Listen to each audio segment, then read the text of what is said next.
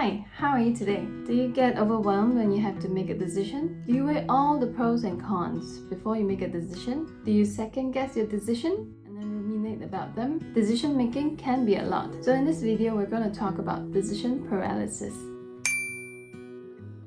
I'm Huey. I'm a licensed professional counselor at Heart to Heart with Me. Let's meet Mimi. She's a college student. Sometimes she has difficulty choosing between banana chocolate muffin or blueberry muffin. Sometimes she has difficulty choosing whether to spend time with her friends or not. And sometimes she has difficulty picking a major, sociology or psychology. And sometimes she's caught between a rock and a hard place. She has to choose whether to spend the holiday with her mother or her father. They are divorced. So, why is it so hard to make a decision? Generally, there are two reasons. Number one, there's simply too many choices available. We inevitably have a higher expectation on the satisfaction level that we hope our choice would bring. In the book, The Paradox of Choice by Barry Schwartz, in his book, he talked about how having more choices is making us more anxious than ever. One of the many examples that he gave in his book is if you only have one type of jeans in the world to choose from and you're not happy with the purchase, whose fault is it? It's very obvious, it's the world's fault. But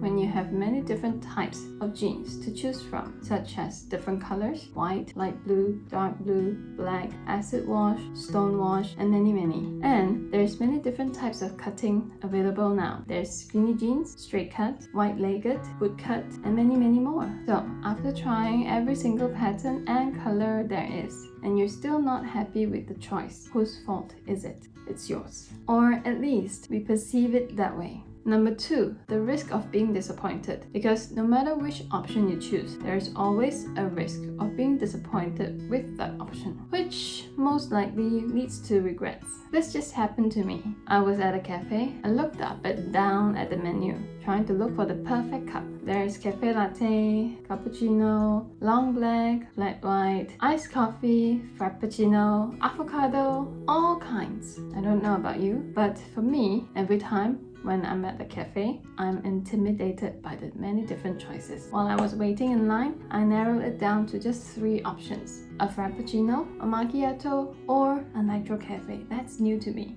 But when it was my turn to make an order, I panicked with the fear that they would all be disappointing. So I went with a good old cafe latte, the drink that I always go to. It's not because I love cafe latte so much. Don't get me wrong, I have nothing against cafe latte. My tongue is just not very sophisticated.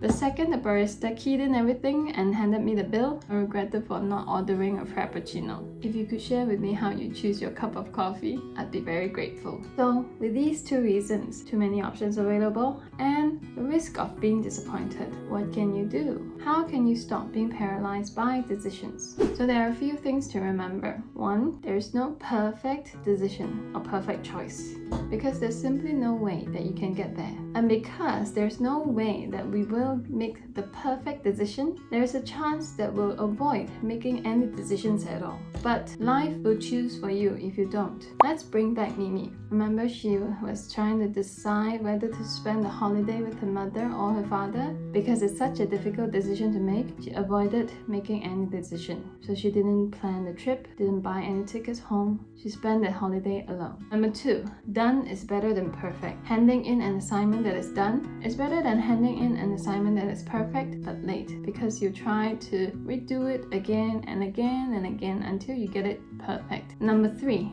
whichever option that you pick, it will be okay, because every option has its pros and cons. There's no perfect option. What you need to do is learn from your experiences, what not to do next time or what to do next time. If you find this information helpful, give us a like and subscribe. Comment down below and let us know, how do you make difficult decisions? If this topic interests you, watch this next video. You are encouraged to use the information in this video to improve your mental health. However, this is not a substitute for professional help.